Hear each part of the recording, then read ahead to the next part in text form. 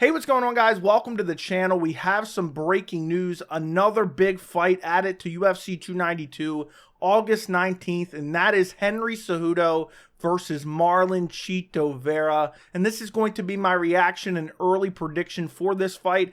And we're also going to discuss the real reason the UFC is adding Cejudo versus Vera to UFC 292, because I believe they have some ulterior motives that not a lot of people are talking about. But this is a fight that's been rumored for about a week. A couple MMA Instagram accounts that are unreliable has been reporting this fight. But now we have the information from a reliable source. Brett Okamoto of ESPN is saying, according to Dana White, they are adding Henry Cejudo versus Marlon Vera to the card. And I thought that this fight would inevitably get made, especially considering Merab had to have surgery and couldn't fight on UFC 292.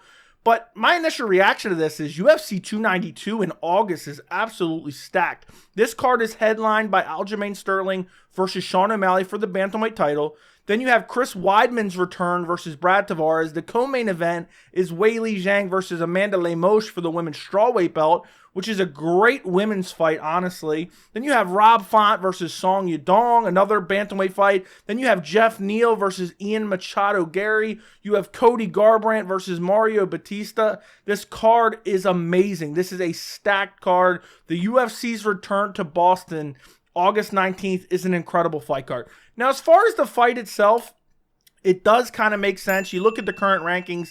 Henry Cejudo sitting at number 3. Marlon Vera sitting at number 6. Henry Cejudo just returned from his retirement, I guess. It was really a fake retirement. It was a negotiating tactic. Didn't work out for him. He returned against Aljamain Sterling at UFC 288 on May 6th. He lost the fight very close. It was a split decision loss to Aljamain Sterling. I thought Aljamain Sterling got it done. There was some questionable scorecards, but nonetheless, Henry Cejudo lost on May 6th. And then you look at Marlon Vera. He lost on March 25th to Corey Sandhagen. Now, this was a split decision, but that was some of the worst judging I've ever seen. This was a clear win for Corey Sandhagen. Outstruck him, outgrappled him.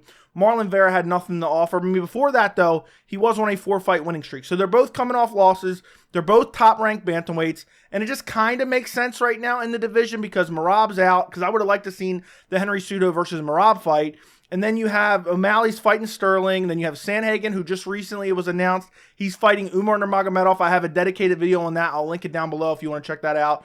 Petr Yan, I think, would have made a lot of sense for either one of these guys as well. I would have loved to seen Henry Cejudo versus Petr Yan or Chito Vera versus Petr Yan would have been another one that I would have loved to seen. And then you have Rob Font, Song Yadong booked, and then you're getting down to the the bottom of the top 10. So this was really the only matchup they could make if they wanted it on that date outside of Petr Yan. And I think this is a big fight for the division. I do kind of hate, because these are two top-ranked guys, and they are, even though they're coming off losses, they're never more than a fight or two away from title contention just because of where they are in the division.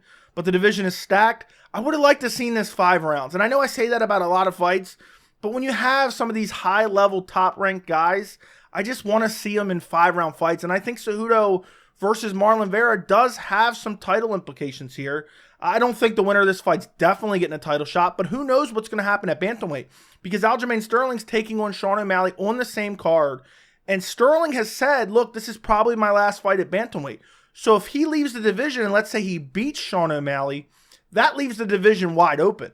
And whoever wins the fight between Cejudo and Marlon Chito Vera probably going to end up fighting Merab maybe for the title. So the winner of this fight could very well fight for the bantamweight title next. Now, you also have Sandhagen versus Nurmagomedov, which kind of throws a wrench into those plans. They could also be fighting for the title.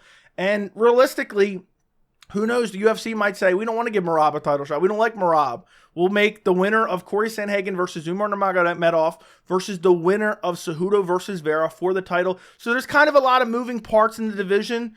But I do think whoever wins this fight will be very close to a title shot, if not one fight away in the future, especially if Aljamain Sterling defeats Sean O'Malley and then decides to go up to featherweight, which he has teased for a while. I am a little bit disappointed, though. I wanted to see Henry Cejudo versus Merab Dvalishvili. I know, Henry wanted that fight. He was calling out Merab right after UFC 288 ended.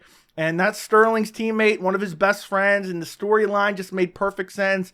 And I like the matchup because Cejudo's an amazing wrestler, and then you have Merab, who puts this pace on guys and just nonstop shooting takedown after takedown after takedown. I would have liked to seen how Dvalishvili matched up with Cejudo, and it's just unfortunate that it's not happening because Merab had to have surgery, I think on his wrist or his hand. He's going to be out for a little while, and so the UFC decided to make this fight instead.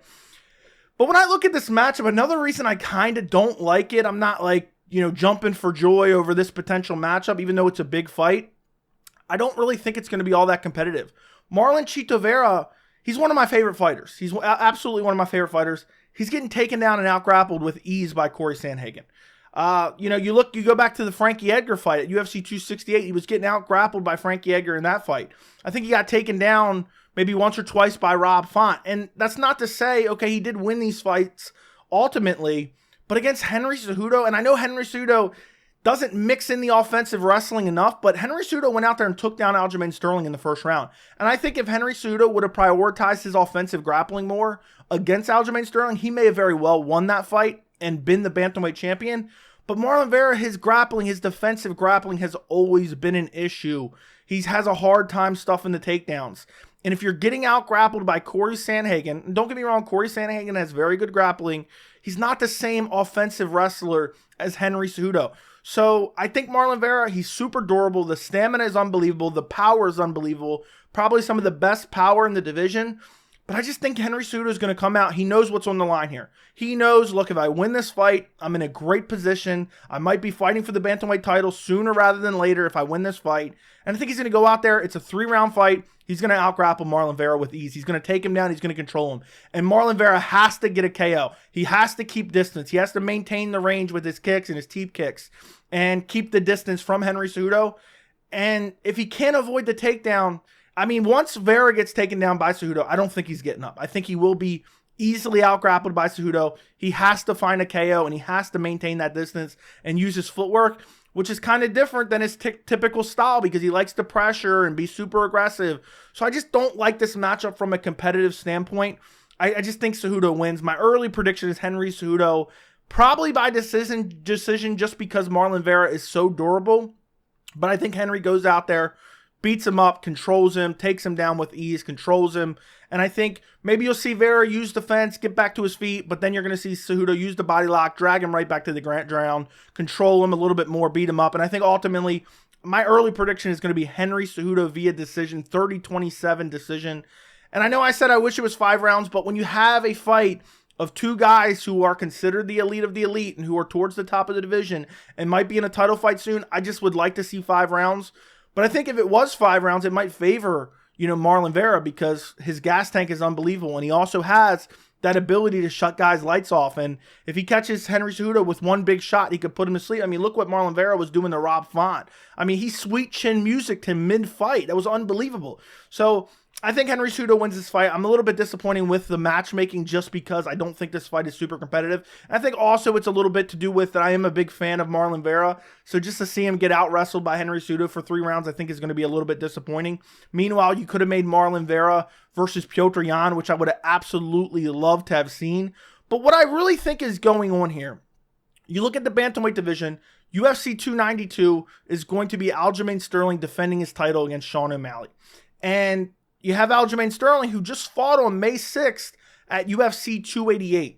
And Dana White has been adamant, Aljamain Sterling's fighting on UFC 292.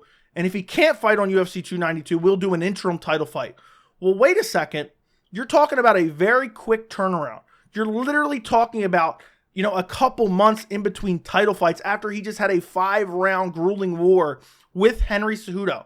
And what the UFC is doing here, and I've talked about this in a previous video, I'll even link that video down in the description. What the UFC is doing here, they do not like Aljamain Sterling for whatever reason, but in particular, the fan base does not like Aljamain Sterling. And the UFC does not like Aljamain Sterling. Dana White does not like Aljamain Sterling, and they are setting him up for failure. And they want him to lose this fight against Sean O'Malley. So they want to send him in there banged up. They want to send him in there with a back-to-back weight cuts in a couple months span because they know he's a big bantamweight. And they want to stack the deck against Aljamain Sterling so that he will lose to Sean O'Malley and Sean O'Malley can be their new champion. And let me just say this. If Sean O'Malley beats Aljamain Sterling, it can be by the skin of his teeth. It can be Sean O'Malley getting a decision similar to the one at UFC 280 against Petr Yan, where it's a brutal robbery. if Sean O'Malley defeats Aljamain Sterling in any capacity, they will not have a rematch. It doesn't matter how egregious the decision is.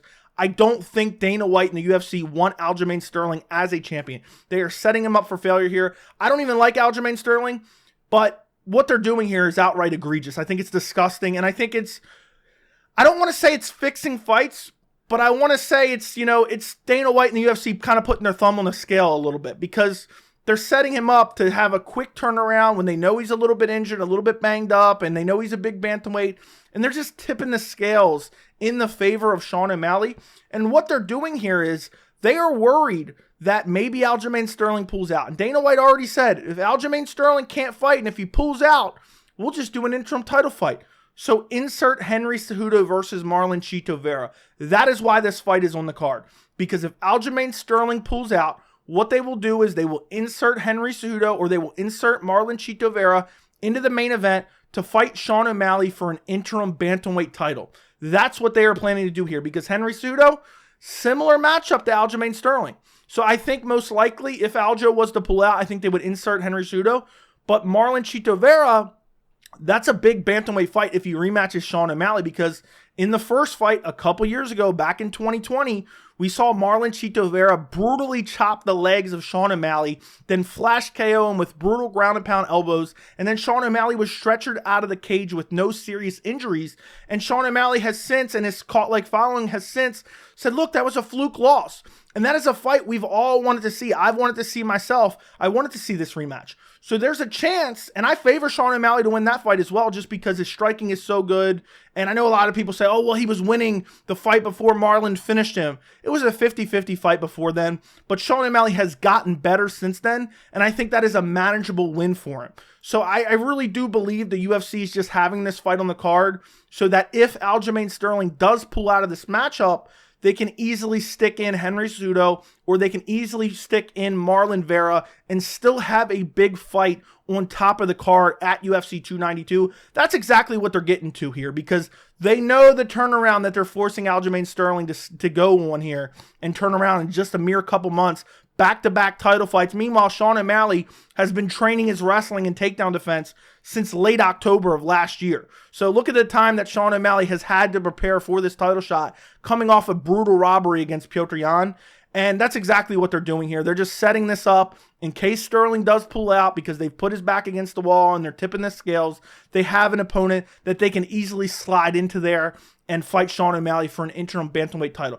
Another thing that I do absolutely love about this card, and I would like to see the UFC do more of in the future, is this card is going to be heavily bantamweight. And I hope they do an all bantamweight main card, because right now, I know you're going to technically have Weili Zhang versus Amanda Lemos on the card. It's a title fight. No matter what, it's going to be on the main card.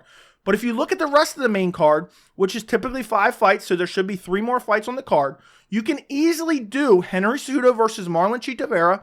You can do Rob Font versus Song Yadong, another bantamweight fight, another big bantamweight fight. And then you can also do Cody Garbrandt versus Mario Batista. Or you could do maybe Petr Yan versus like a Pedro Munoz or something along those lines. But either way, they already have the fights on the card to basically have an all bantamweight card outside of the co-main event, which will be Weili Zhang versus Amanda Lemos. I love that idea. The UFC did it years and years ago at UFC 146. They did an all heavyweight main card. And I wish the UFC would do that more often, because you're matching all these guys up against each other anyway. So why not have them all on a very similar timeline? I just kind of wish in a way that Sandhagen versus Umar Nurmagomedov was on this card as well. I just love seeing, when you see a lot of guys from the same weight class fighting on the same card, it's awesome to try to imagine, okay, Aljamain Sterling looked like this on this night, but also Rob Font looked incredible in his fight, or Song Yadong looked incredible in his fight. And it's really cool after the fact to try to imagine future matchups when you just seen them all compete basically at the exact same time. So I hope the UFC does do that. I hope ultimately the card looks like this: Aljamain Sterling versus Sean O'Malley, co-main event Weili Zhang versus Amanda Lemos, then Henry Cejudo versus Marlon Vera, then Rob Font versus Song Yadong, and then Cody Garbrandt versus Mario Batista opening up the main card. And then maybe headlining the prelims, you either do Chris Weidman versus Brad Tavares, or you do Jeff Neal versus Ian Machado Gary. I know that's a big fight, but the UFC likes to kind of put some of these bigger fights headlining the prelims to try to attract people to buy the pay-per-view. So why not do that? I think that'd be awesome to have basically a full bantamweight display as the UFC 292 main card. And if they do that, I will applaud them 100%. That will be awesome. I absolutely love when they have done this in the past, even though they've really only done it once at UFC 146. But I'm happy with UFC 292. This is a stacked card. This is an incredible card. I can't wait to see this fight card. And I know it's crazy, but it's right around the corner. We're 2 months away. We're 8 weeks away from UFC 292, so it's really not that far away. And I'm happy they added another great matchup, and I'm happy they do have a backup if Aljamain Sterling pulls out, or who knows, Sean O'Malley might get injured. We have a backup to step in there. You can throw Marlon Vera in there. You can throw Henry Cejudo in there. Me personally, I would throw Song Yadong in there. If Sean O'Malley pulls out, I want Song Yadong versus Aljamain Sterling. I think that would be the most compelling matchup if Sean O'Malley did in fact pull out of this fight. But hopefully nobody pulls out. Hopefully the card goes forward as it's currently scheduled. But I'm happy with this fight card. I'm excited for this fight card. Let me know what you guys think down in the comments. Who do you think wins? Is there anyone picking Marlon Vera against Henry Cejudo? Because I'm certainly not, and he's one of my favorite fighters. Let me know down in the comments. Don't forget to like the video. Don't forget to subscribe, and thank you so much for watching.